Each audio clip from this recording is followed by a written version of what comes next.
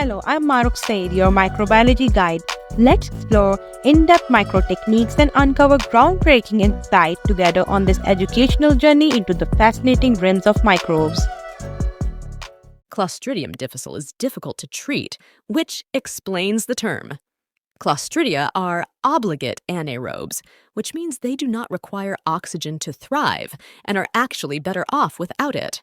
In nature, they thrive in deep, compact soil, and when stressed by fresh oxygenated air, they frequently produce spores, which are extremely resistant to the environment.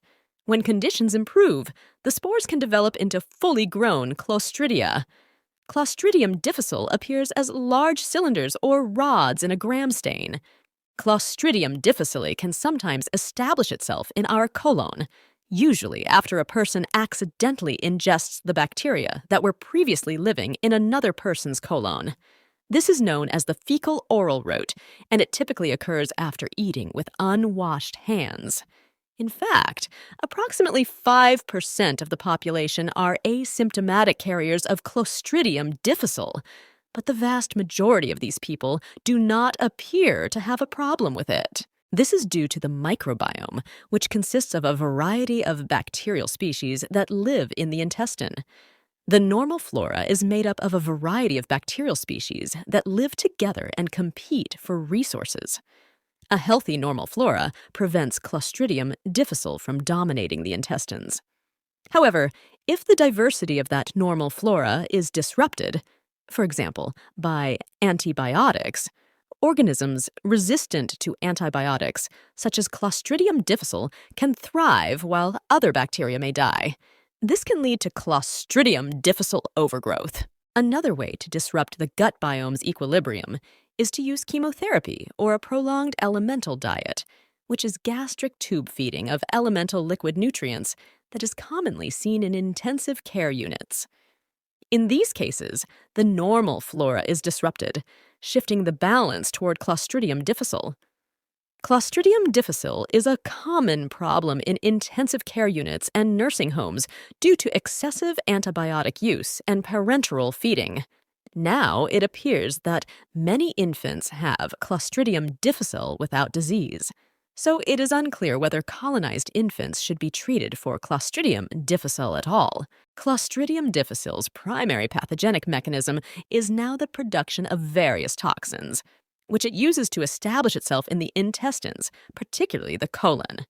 The first is Clostridium difficile toxin, ECDA, a highly potent enterotoxin that destroys the cytoskeleton of intestinal cells. This causes intestinal cells to undergo apoptosis, or programmed cell death. If enough intestinal cells die, the tight junctions between neighboring cells break down. The damaged intestinal tissue begins to become porous or leaky, triggering a strong inflammatory response from the immune system. Neutrophils begin to infiltrate the intestine, and they are greeted by Clostridium difficile toxin B, also known as TCDB, a cytotoxin. TCDB enters cells, including neutrophils, and induces cell apoptosis. The combined effect of the two toxins causes pseudomembranous colitis. During a colonoscopy, the inflammatory response causes the formation of elevated yellowish-white plaques known as pseudomembranes that are filled with pus. The most common symptoms of a Clostridium difficile infection are diarrhea with or without mucus and blood, abdominal pain, and fever. If left untreated, the infection can progress to a toxic megacolon, in which the colon becomes extremely dilated to the point of rupture. An intestinal rupture or perforation can result in septic shock and death.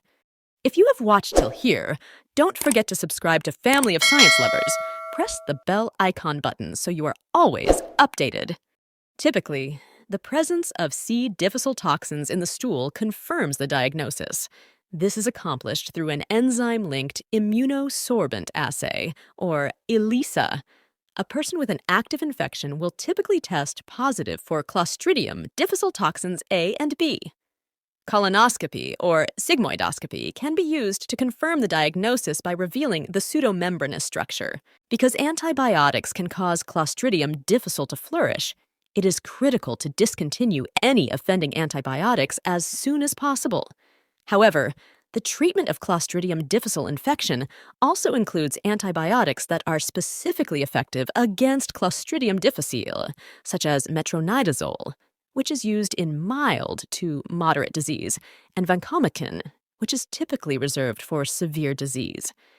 These antibiotics are usually taken orally, so they work primarily in the gut. Individuals are also given oral rehydration therapy to help with their diarrhea. It is critical to avoid using medications that slow the progression of diarrhea, such as loperamide, because they can exacerbate the condition. If antibiotics are ineffective, a fecal transplant is an option for treating long-term and recurring C. difficile infections. The concept is pretty solid.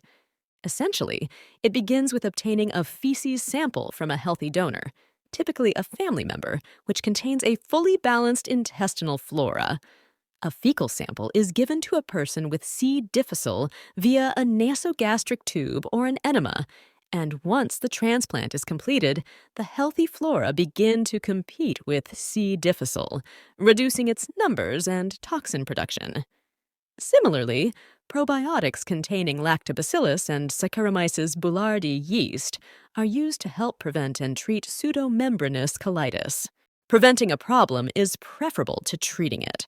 Healthcare facilities work hard to isolate patients with Clostridium difficile infection so that it does not spread to others.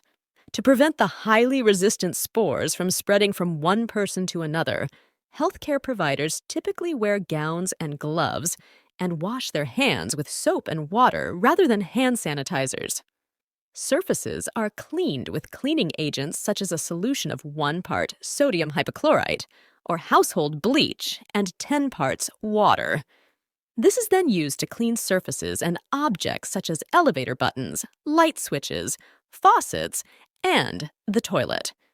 Okay, just a quick recap. Clostridium difficile is a spore-forming, gram-positive obligate anaerobe.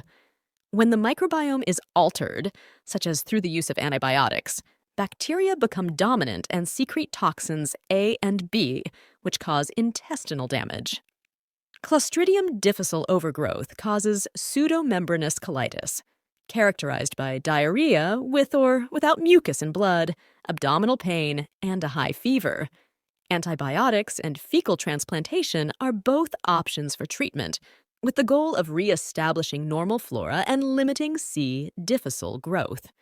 In healthcare settings, it is critical to isolate affected individuals, take contact precautions, wash hands with soap and water, and wipe down surfaces with sporicidal cleaners. Thank you so much for watching. Don't forget to subscribe to my channel, press the bell icon button. Thank you!